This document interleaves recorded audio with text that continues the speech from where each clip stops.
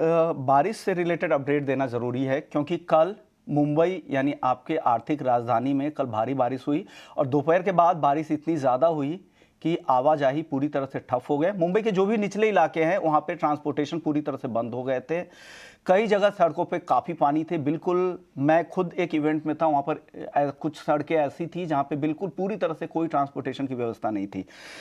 Local trains भी कुछ roots पर बंद थे जो देर रात तक शुरू हो पाए, तो ये दिक्कतें थी। लेकिन मौसम विभाग का पहले ऑरेंज अलर्ट था, जब बारिश काफ़ी ज़्यादा हुई फिर उन्होंने रेड अलर्ट में इसे बदला और आज के लिए भी उन्होंने मौसम विभाग ने आईएमडी ने रेड अलर्ट जारी किया है। हालांकि उनके रेड अलर्ट जारी करने के बाद बारिश पूरी तरह से रुक गई थी, हल्की फुल्की बारिश हो रही थी और आज भी हल्की ही बारिश मुंबई में हो रही है। लेकिन मुंबई और उसके आसपास के जो इलाके हैं, थाने, पालघर, रायगढ़, वहाँ के लिए भी आज आईएमडी ने रेड अलर्ट जारी किया है। लेकिन मुंबई में अभी उस तरह की बारिश नहीं है, बिल्कुल छिटपुट बारिश हल्की फुल्की हो रही है। लेकिन ऐसा क्या होता है, महेश जी है हमारे साथ स्काईमेट से, महेश पलावत साइंटिस्ट हैं, मौसम को समझते हैं अच्छे से। सर, ये एक तो पहले ऑरेंज अलर्ट था, 2 दिन पहले तक मैं देख रहा हूँ उनकी साइट पे, परसों की बात थी, तो उन्होंने रेड अलर्ट नहीं दिया था। बारिश होने के बाद रेड अलर्ट, फिर रात तक बारिश बिल्कुल रुक गई थी क्योंकि मैं खुद ही देर रात ट्रैवल कर रहा था। उसके बाद आज मौसम साफ है बॉम्बे का, फिर भी रेड अलर्ट। फिर इतना सटीक एनालिसिस क्यों नहीं हो पाता या देरी से इतना अलर्ट क्यों आता है मौसम विभाग का? कई बार मैंने देखा है। तो देखिए सुमन जी, ये तो मैं नहीं बता सकता कि मौसम विभाग नहीं, किस तरह के मॉडल का इस्तेमाल होता होगा सर, आपको अनुभव है क्योंकि आप खुद भी साइंटिस्ट हैं, इसलिए पूछ रहा हूं। मॉडल तो सारे हैं, बहुत सारे मॉडल हैं, स्टडी होती है अपनी। तो ऑलरेडी एक जो वेलमार्क लो प्रेशर एरिया है वो मध्य भारत पर है और वहां से एक तरफ है जो नॉर्थ ईस्ट बिहार की तरफ जा रही है, तो बिहार के इलाकों में और नेपाल में भारी बारिश होगी। और दूसरा जो सिरा था उसका वो मुंबई के आसपास तक, मुंबई के साउथ तक पहुंच रहा था और कन्फ्लुएंस जोन बनी हुई थी। तो ये पूरे चांसेस थे कि मुंबई में भारी से अति भारी बारिश होगी। हमने 2 दिन पहले ही स्काईमेट ने बता दिया था, जो मैंने अपने यूट्यूब पर वीडियो डालता हूँ उसमें भी मैंने नहीं, आपने मेरे शो में भी बताया था कि 25 और 26 को बारिश होगी, अलर्ट आपने दिया था, मुझे याद है। पिछले हफ्ते आपसे बातचीत हुई थी तो आपने ये कहा था कि 25 तारीख को मुंबई में अच्छी बारिश होगी। सर जी जी, तो वही है कि जो थोड़ा सा अलग अलग होता है कि अपना अपना स्टडी है और इंटरप्रिटेशन क्या है किस मॉडल का, वो थोड़ा सा डिफर कर जाता है कभी कभी। तो ये मतलब मॉडल तो ऑलमोस्ट सभी लोग एक ही देखते हैं, WRF देखते हैं और CFS देखते हैं। ये जो मॉडल है जो सारे कॉमन मॉडल हैं।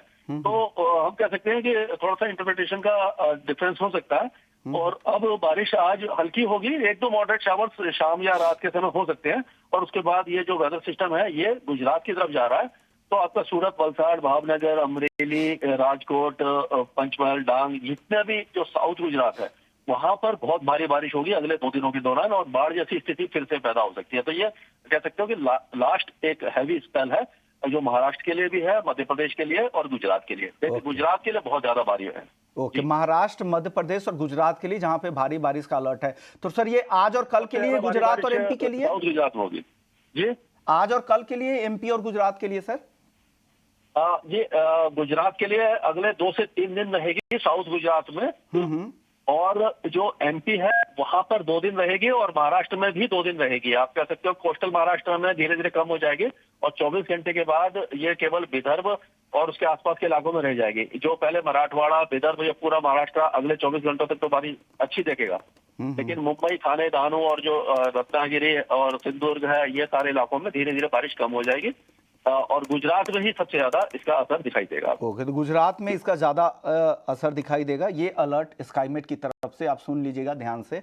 एमपी और गुजरात दो जहां पर अगले 2-3 दिनों तक भारी बारिश की संभावना है। सर इसके अलावा कोई और इलाके हफ्ते भर के लिए जहां आपको लग रहा है ज्यादा बारिश हो सकती है?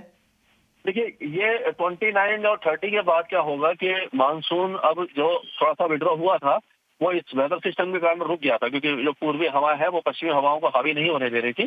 तो अब क्या होगा कि 29 तारीख के बाद मानसून फिर से विड्रॉ होने लग जाएगा और धीरे धीरे पूरे भारत में बारिश कम होने लग जाएगी। तो आप कह सकते हैं कि उस समय पूर्वी भारत में ही रहेगी, जो बिहार, झारखंड, उड़ीसा और कोस्टल आंध्र प्रदेश वगैरह और मध्य प्रदेश के पूर्वी इलाके और छत्तीसगढ़, इन्हीं इलाकों में बारिश फिर दिखाई देगी, बाकी इलाकों में काफी ज्यादा कम हो जाएगी। ओके, शुक्रिया महेश जी, आपने वक्त निकाला और गाइड किया हमारे दर्शकों को कि कहाँ कहाँ बारिश होने की संभावना है, और फिर 29 सितंबर के बाद वापस से मानसून की जो वापसी है वो फिर से तेज हो जाएगी।